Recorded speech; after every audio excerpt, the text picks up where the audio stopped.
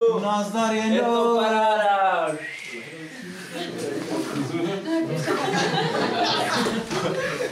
Nic. Tak vás všichni vítám. Je to perfektní, jste přijeli na ten snowboard víkend. Co tady děláte, debil s lyžema? Aby ses nezbláznil, ty zaprděnej snowboardiáku. Já vím, že lyžaři neumí číst, no, plakátky.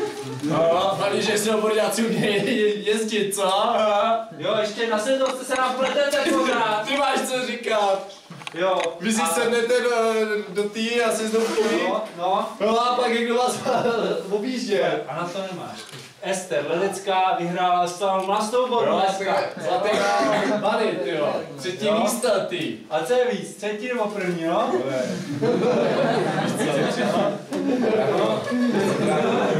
Budeme se hádat, ale jdeme valit bomby. Dobře, tak můžeš tady být dneska, jo, jako na tenhle víkend, ale na těch lyžích teda, jo, dobře. Ale musíš jezdit jenom po jedné lyži. Dobře, ale ty budeš mi zapůl jo? No. Tak jo. Tak jo, tak jdem. Tak jdem.